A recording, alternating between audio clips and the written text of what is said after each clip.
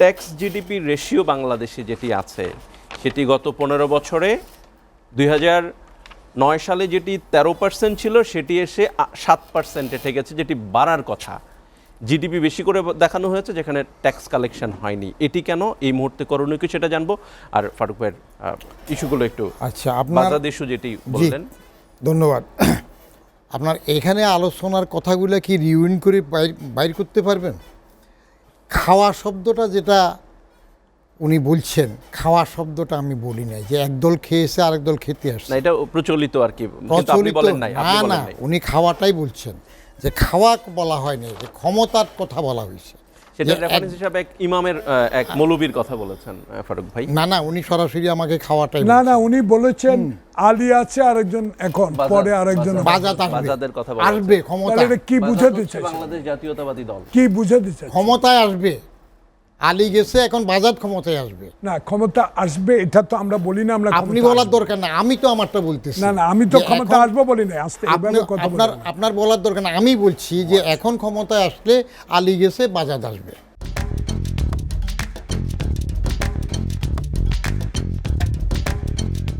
তার কারণ রাজনৈতিক দল হিসেবে দুইটা দলই তো রোটেশনে করতেছে একটার পর একটা। ওই যে খাওয়ার কথা বলা হয়নি, যে আলী চলে গেছে এখন বাজার আসবে। তো বাজার একটু তাড়াতাড়ি আসতে চাচ্ছে, বলছি ইউনূস সাহেবকে সময় দেন। আমি এই ফাঁকে রাজনৈতিক নেতার জন্য একটা জিনিস অনুরোধ করে রাখি, আমি 3টা বই লিখে রাখছি। একটা আমার আত্মজীবনী ডুমুরিয়া থেকে সচিবালয়, আরেকটা আপনার সরকারি চাকরিতে আমার অনুভূতি সমগ্র 7টা বইয়ের একটা কালেকশন। ওই 7টার মধ্যে শেষটা হইল আপনার তত্ত্বাবধায়ক আমল, কিছু রাজনীতি কিছু বাজনীতি, সেটা আছে। আর সর্বশেষ এবার বের করলাম আপনার চেতনায় বুদবুদ। এই চেতনায় বুদবুদটা ওনাকে পড়ার জন্য আমি যদি সময় পান রিকোয়েস্ট করব। সেখানে আওয়ামী লীগের পুরো এই 15-16 বছরের 2008 থেকে 2023-এর সমস্তগুলো লেখা আছে।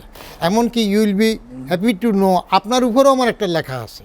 এই যে হারুন আপনাকে যে অপমান করলো, লাঞ্ছিত করলো, সেটার উপর আমি সংসদ ভবনের সামনে, হ্যাঁ সেটা লিখেছি আমি, সেটাও লিখে আছে। একটু অনুগ্রহ করে নাম 3টা আবার বললে আমি একটু কিনবো কালকে। হ্যাঁ সেটাও যাওয়ার সময় নিয়ে নেবো, আপনার সময় নষ্ট করেন না। যেটা মজার জিনিস হইল আপনার ক্ষমতা, এই দুইটা দলই তো দেশটা শাসন করতেছে।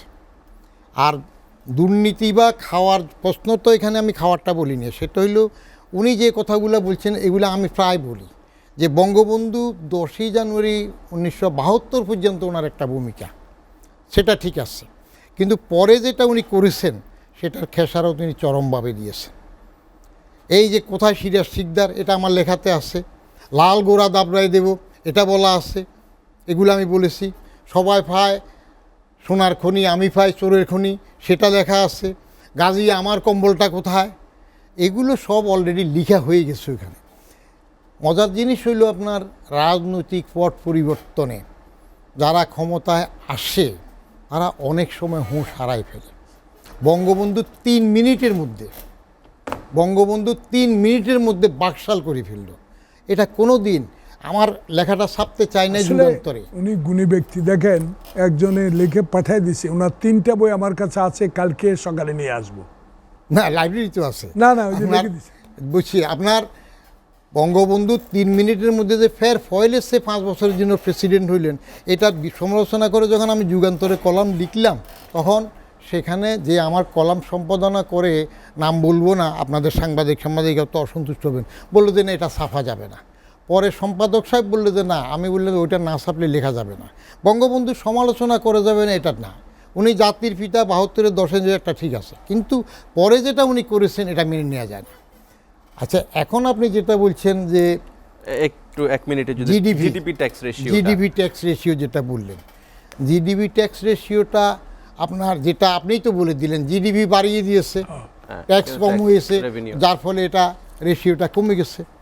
আর এমনি তো আপনি জানেন, সবাই জানে আমাদের বাংলাদেশে জিডিপি ট্যাক্স রেশিও সবচেয়ে কম, এমনকি নেপাল থেকেও কম।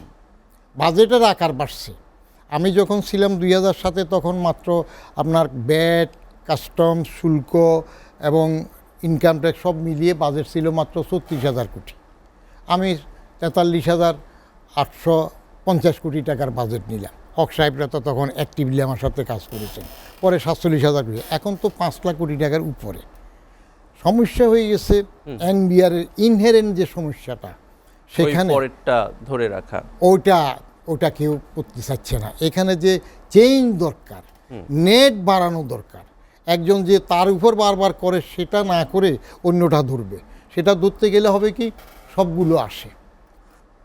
এখন আপনার উপজেলাতে ট্যাক্স পে করার মতো ক্যাপাসিটি অনেকের আছে, সেদিকে যাচ্ছে না। গ্রাম অঞ্চলে আছে, সেদিকে যাচ্ছে না। আপনি সম্প্রসারণে যাচ্ছে না, শুধু একজন তার উপরে যে দেয় তার উপর বেশি প্রেশার দেয়, তার ফলে এই ঝামেলাটা হচ্ছেই হবে।